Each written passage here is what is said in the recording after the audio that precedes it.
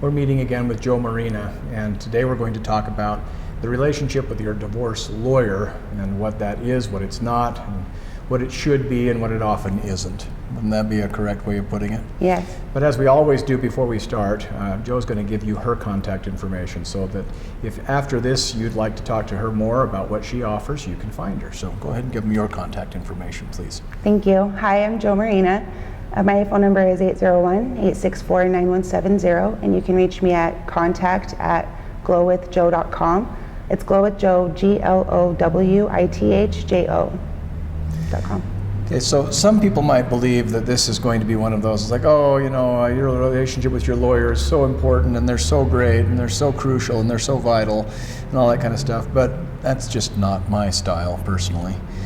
So what we're really going to do is have a candid discussion about whether you should even utilize the services of a lawyer when you're going through a divorce, and then if so, what kind of lawyer you should be looking for and what that relationship should be like. Would that be correct? Yes. And Jo and I are going to talk, I'm going to talk a little more than I normally do, simply because she's going to ask some questions of me from time to time, unlike the other way around as it's been up to this point. So, but let's start out with your observations, because we mentioned, this is something we talked about beforehand, that you've seen people that have gone through a divorce, and you've seen people that have done so with an attorney and people that have done so without. Would that be correct? Yes. So overall, what would you, if you think you can have an opinion on this subject, what determines whether one should get a lawyer or not? Because I'll be the first to admit there's no reason to spend that kind of money if you don't need to.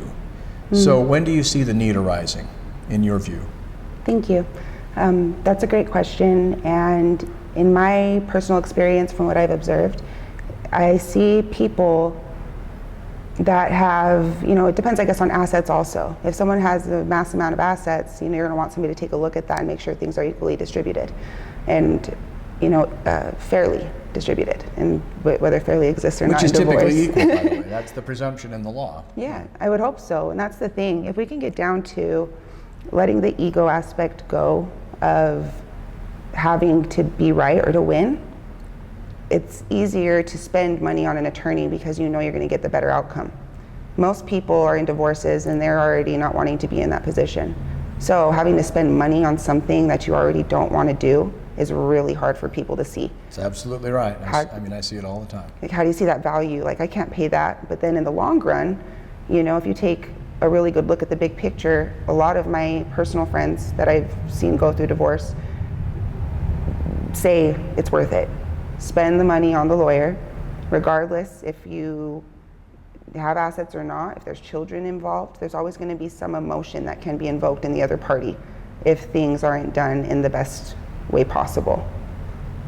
Even when you have good help, good representation, it can still be very difficult. Yes. But I understand it's very expensive. When people call me on the phone, it's like, well, how much is this going to be? And I just, without hesitating, it's like ruinously expensive for most people.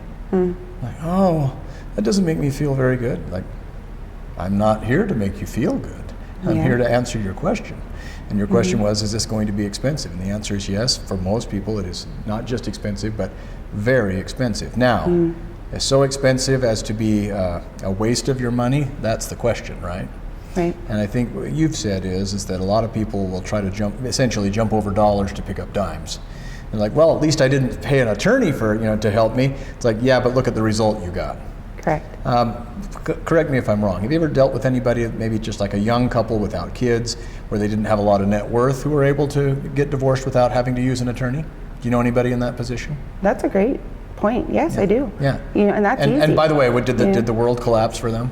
No. No. I've seen there's a large spectrum, right, of the way that divorces can go, depending on how it ended, what's the cause. And again, I think we've spoke about this on each series, is the root of the issue.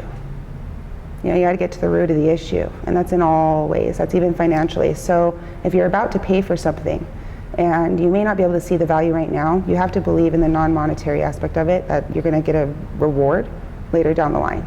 So you have to think about any investment you make. Just like I tell my clients with health. Hiring a coach is going to be a little bit more expensive, but in the long run, what it saves you and how much more you're able to generate. Or what it gains or saves Value. and or gains. Yes, so adding value, and we pay for what we value. Unfortunately, divorce isn't something that you value because it hurts. So it's important, I think, for an attorney to be aware and to, communicate that with someone and provide them value. What value do you see a good attorney providing to somebody where it's not a simple matter? Because I'll be the first to tell you that if you don't have a lot of money, you don't have a lot of debts, you don't have a lot of assets, if you don't have young minor children, and you haven't spent a lot of time together and really haven't gotten your lives enmeshed, you can probably, things have come a long way with the do-it-yourself forms. You can probably do that on your own with very little risk of failure, very little risk of error, and so therefore, even if you did make a few mistakes, you can bounce back from it much more easily than if you're divorcing later in life, where you might be on the brink of retirement and all your plans are shattered because it's like, oh well, I didn't plan for life single. I didn't plan on having to divide our assets in half, where two people can't live more frugally apart than they were together.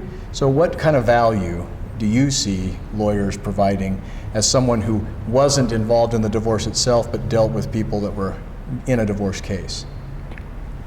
What did the good lawyers do? Provide support and comfort, because right now things are tough for them. In the moment they're going through such high emotion that they're getting told what to do left and right. They're getting bossed around. They're getting this. They're having money come out. A good lawyer connects with their client in a way that says, I'm here for you. I value you. We're going to get through this, and I'm going to help see you through this. Not just, hey, I can get this result for you. This is how much money I can get for you. The support that a person provides, and that's what makes a good doctor. That's what makes a good, pretty much anything you want to do. What does that look like? So, for instance, there's what you mentioned. There's a spectrum. So you mentioned that there's a spectrum of where divorce is young, easy, no intertwining assets. There's still emotion involved. Sure. So you have this other aspect where you have more assets, and that's a way huge differentiation. So you have to take a look at case by case. The easy ones, okay, you don't have to spend so much. And I'm saying this even off of experience from what I've heard. I had 2 people that I interviewed, for instance. And one of the women said that the husband, was doing his own thing, and she filed the divorce herself. She worked for the Secretary of State. She just did all the forms on herself. He didn't contest it. He didn't have any assets. She didn't want anything much other than custody for the children, and he let her have it.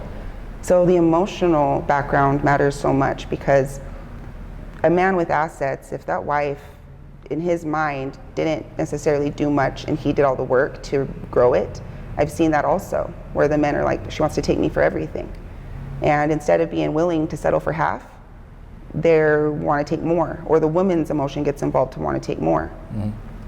What a good attorney does is tells the person that's going through the divorce, not go to therapy, go take care of yourself.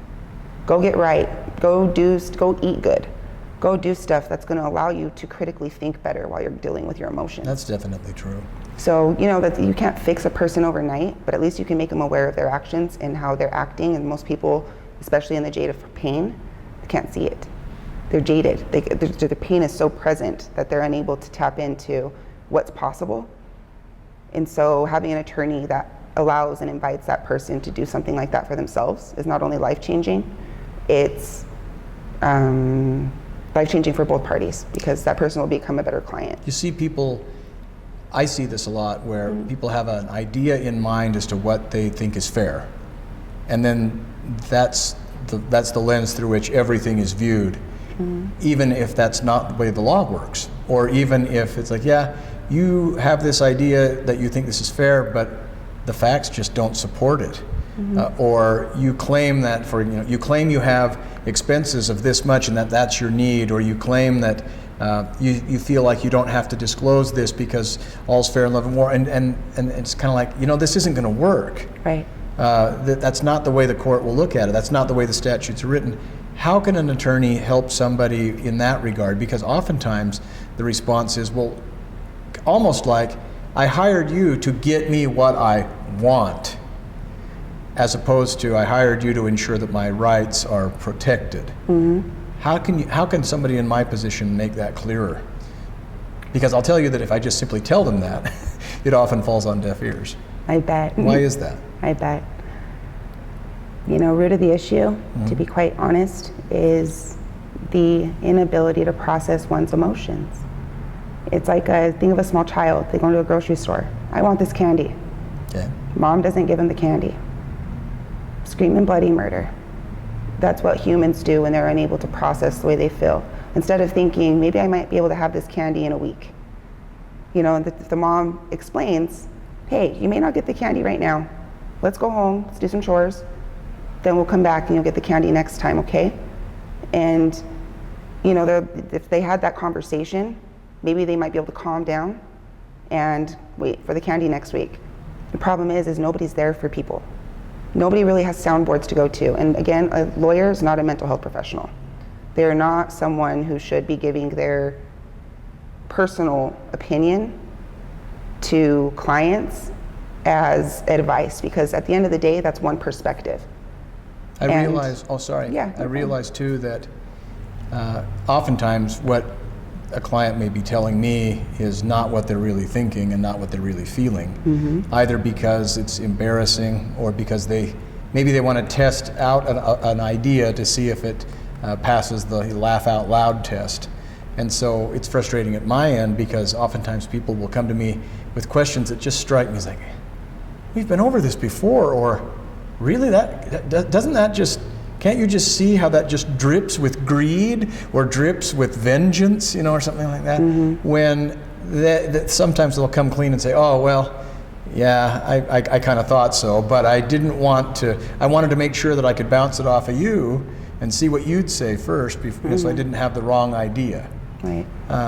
I just realized in talking to you that oftentimes, and I'm better at this than I was, years ago, but sometimes people will be very frustrated and very upset, and I'll say, look, I know you're frustrated and upset. I don't really know if that's because of anything I've done or because of anything I've said.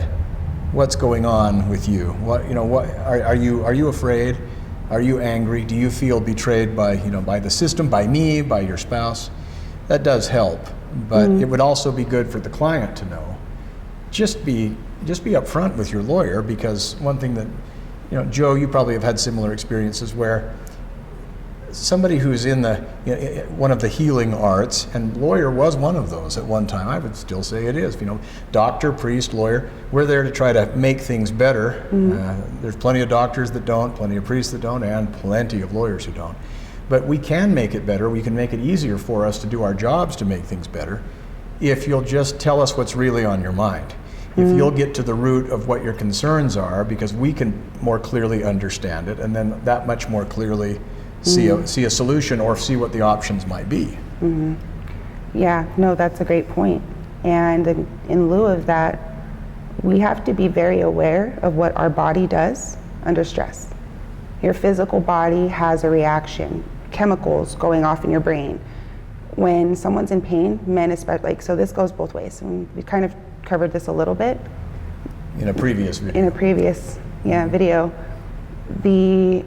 When a man, just because his biological wiring, if you think about back in the old days, they go out to battle, they have to cut off this emotion in their mind. And they have to kind of channel the energy so that they can go out and be the best hunter-gatherer that they can. And that's kind of what happens when a man's security is threatened nowadays. So if your security is threatened, you feel like you have to go to battle and war. So your nervous system sends off this reaction in your body that you lose your memory. And it's facts, this is something proven. So when someone comes to you and they're like, well, I don't remember saying that, they may not. And it's true. And they don't have any kind of issue per se, they're in high stress and pain. And that's our natural body's reaction. And same thing with women, we want to fight back. So the reaction can be one or two things, right? It can either be fight or flight, because I can say, I see a lot of men who don't really fight that hard. Yep. I see a lot of women who will, and on the opposite side of the coin, I'll see a lot of people who just take that, I don't even want to face it, I'll sign anything, I'll make any deal, and I was like, you realize you're stuck with this, you can't come back 6 months later and say, oh, I was in a dark place, or I really kind of hoped that my ex would come to his or her senses and we could renegotiate. I can't tell you how many times that comes up where people will say, let's just make a deal now, and then we'll come back and renegotiate it later. And it's like, why would anybody who now has a court order obligating you to hand over so much or pay out so much or give up so much, why would they ever want to change their mind? And rarely does that happen because they're not required to. There's no requirement. You can't make somebody come back and renegotiate. And I think you hit a good area there. That's kind of where it comes in with lawyers. If someone wants to call it done, let them have their decision and let it be done, because at the end of the day, someone can go out and make their own, they can do things on their own. It's that greed. That alone is greed. Why settle? Why not settle? I don't want this emotional and mental pain. I don't want to hold on to this. I don't want to hurt this person that I used to love. The lawyers encourage, go after for more. And it's like, then the greed comes in them, and then they want to win because now this other person gets angry.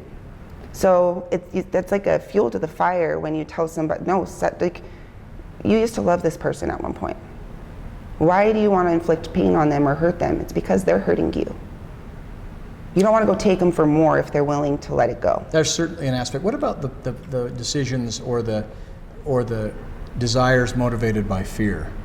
Fear that I'm afraid that if I don't get sole custody of the kids, my spouse will take them and move away. I'm afraid that if I don't get enough money in the form of child support or alimony, that I'll be destitute and living on the streets. I mean, I see a lot of times where there's really no ill will toward the other spouse that's causing the contention, but it's the fear of losing, the fear of having a lack that causes somebody to demand more than enough in the belief that eventually we'll kind of settle somewhere in the middle, but that has the effect on the other spouse of saying, I can't believe how greedy you are. How am I supposed to survive?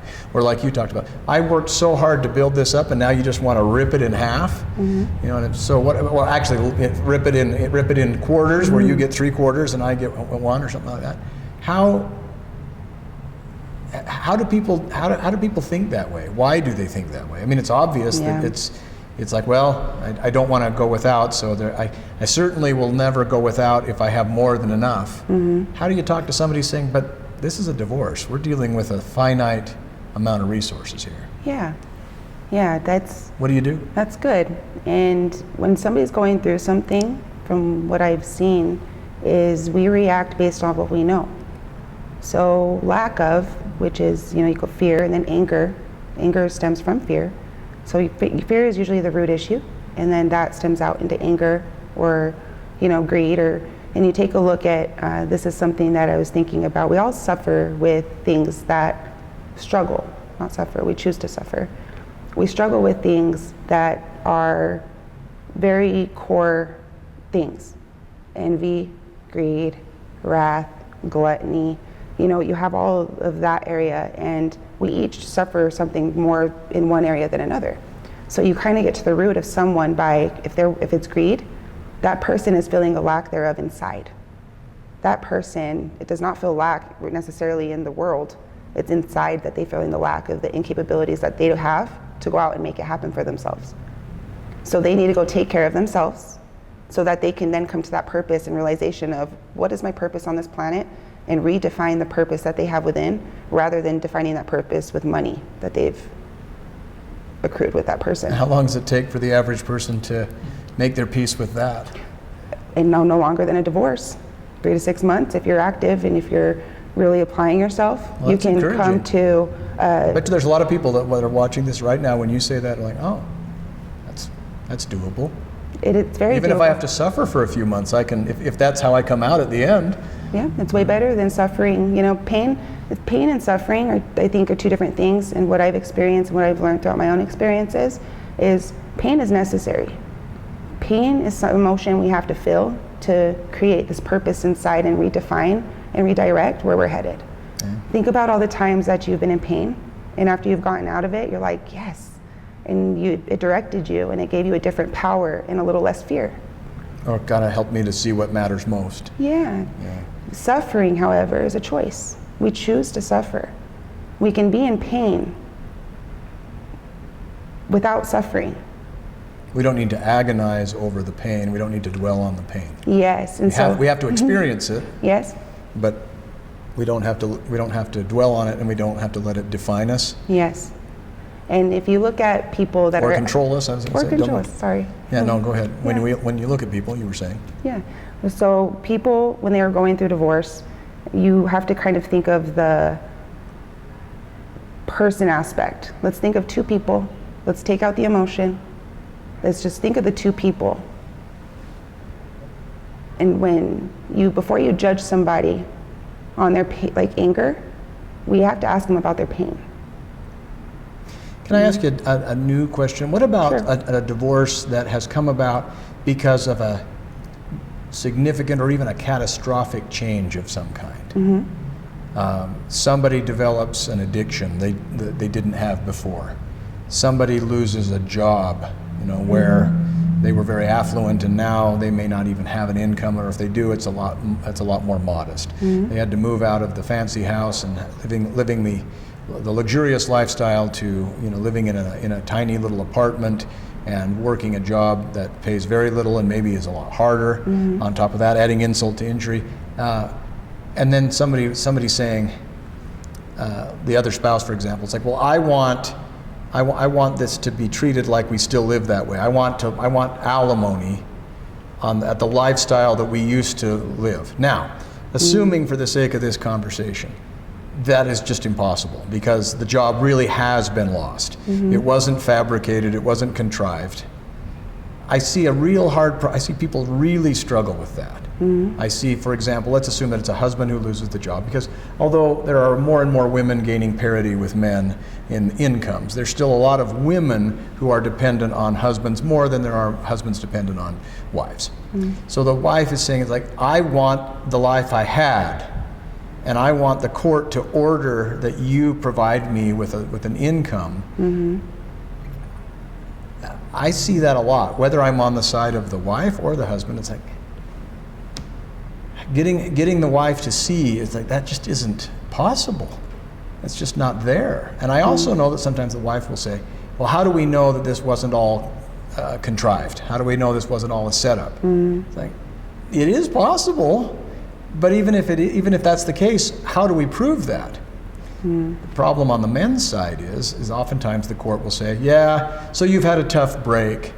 Well, just get back out there and apply yourself, and you'll be right back to where you were, even though it's been 6-8 months with no nibble, no new offers. How about people that just are? What about a real tragedy? I mean, a real shift in the way things were. How do people deal with that? If it were one me, more thing.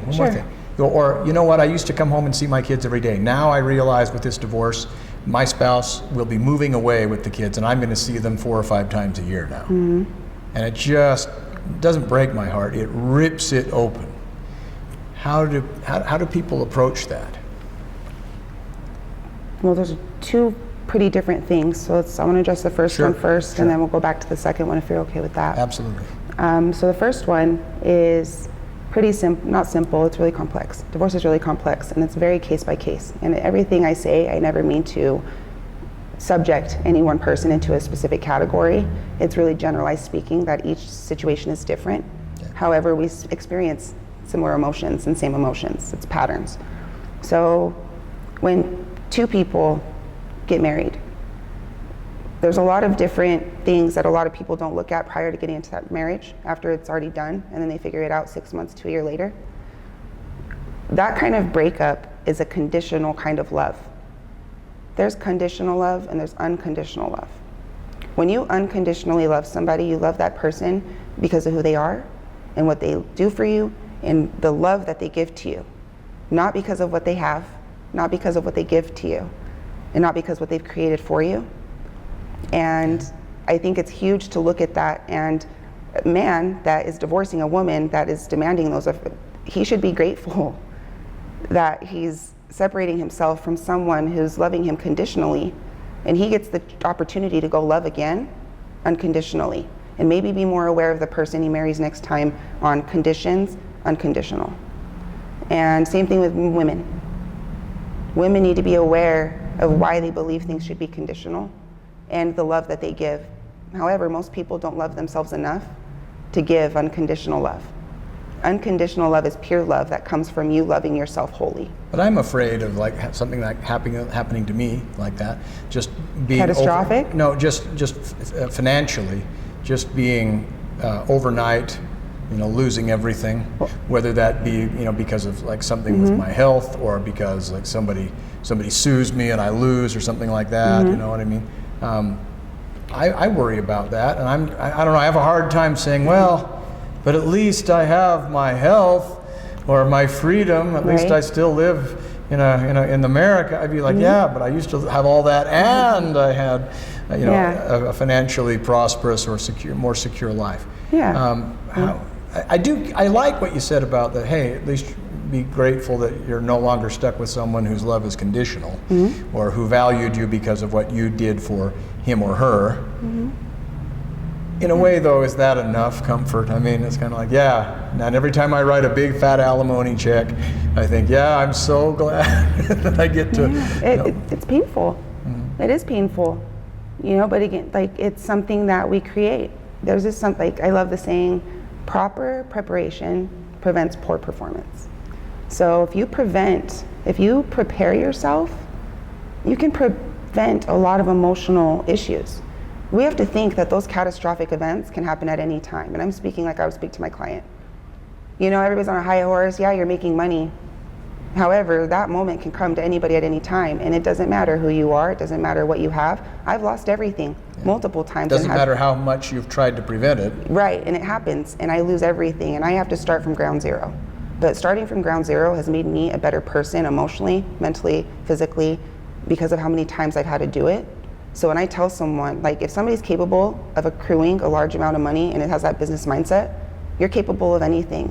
You'll double it, you'll get it back.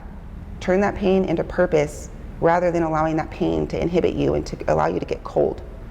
When your energy gets cold, you're not really doing anybody a service out in the world. You're probably worse to your employees, you're stressed, you're not participating in great activities for yourself, and it's okay. However, go through that, feel it, but allow that pain to bring you to more purpose so that you can go out there and flourish even more. And it's hard. You have to think of things way in advance to see that, I am capable of this. But most people don't have the confidence to see who they can be when they get out of this. We have to be okay to lose. And why would you, right? If you can make it somebody else's problem, there's a certain amount of comfort in that. Less effort, less thought. Yeah. And so to bring that full circle, I guess one thing is that a good attorney is going to understand the fears and the anger and the bitterness, and say, all right, now, unless you're a unique case, you have fear, you have anger, senses of betrayal, some bitterness, some desires for revenge. Those are normal, but a mature person, a responsible person, is going to deal with them appropriately. Here's how I'm going to do it at my end when it comes to the legal ramifications.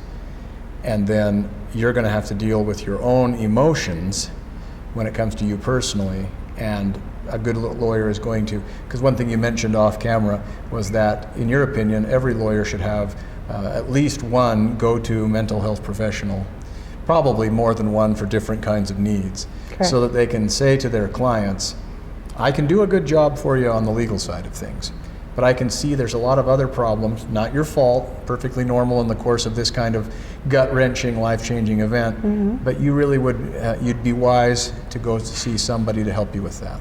Someone to give you encouragement, someone to help you work through your emotions, someone to help get your judgment better focused and calibrated. Would that be correct? Yes, very much so. To get to the root of the issue.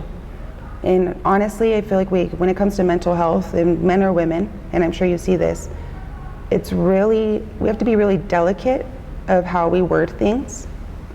A lot of people could be very damaged on the inside, and damage is a great thing. I believe damage brings a lot of grit in people. So when I say that word, I honor it. And when you go through that, and somebody says, especially if it's a man, like say it's a woman, let's start with women and men. Okay. If you were to deliver a woman, hey, you have a lot of issues, you need to go get help, it doesn't feel right coming from a male. Because now that woman already feels like her spouse probably told her she had all these issues. So, just, hey, I have someone I think I could help you.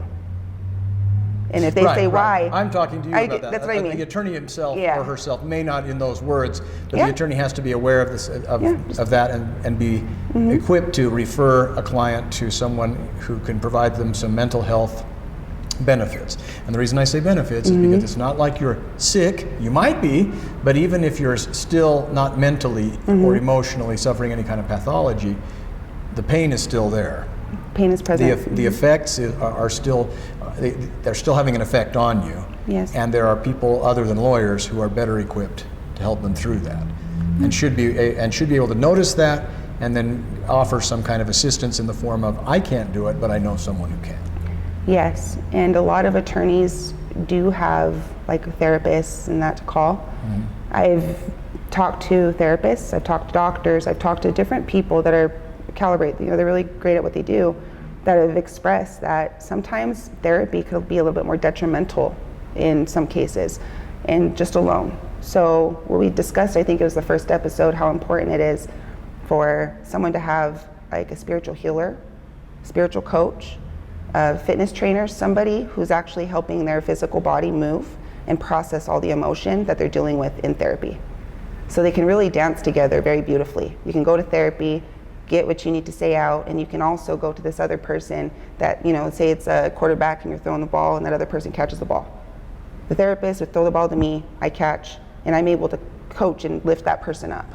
So not only to let the energy out, to build the energy up.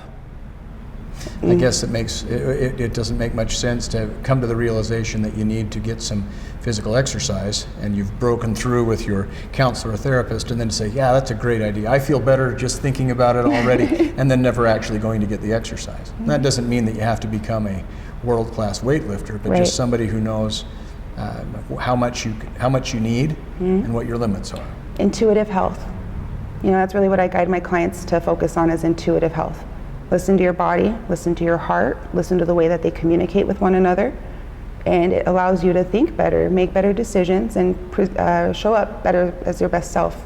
So maybe what we can then talk about next would be, how do you take action rather than just kind of say, I have a lot of great ideas, or I've gotten a lot of good advice, and I'm not going to do a damn thing about it, or something like that. It's usually fear, and I've noticed this as being a coach. People will hire you, and you see their patterns and where they fall short, and where you're like, hey, you have to give them that reminder. I see that you didn't do this, and you hold them accountable.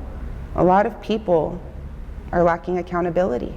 We just let a lot of stuff slide these days, and especially when it's so easy to wallow in or just be overwhelmed by all the things that have befallen you in a divorce case. Yes. But maybe we should end on that note, where we could talk a little bit more about accountability. Is when someone has decided to take control of their situation to the extent that they can. Yes. What can they do to see that through and not get discouraged? Oh, and it's so beautiful. Okay. If I could share with people how special it is when we're struggling through something, and your own willpower and your own physical being has gotten you through a specific obstacle, and to see that weight of the world lift off your shoulders, even if it's just a little bit, is the most beautiful experience. And I can see that you would have much to say about that. So on that cliffhanger, we will end. And then for those that would like to speak with you again or meet with you in the future, please give them your contact information one more time. Yeah, thank you.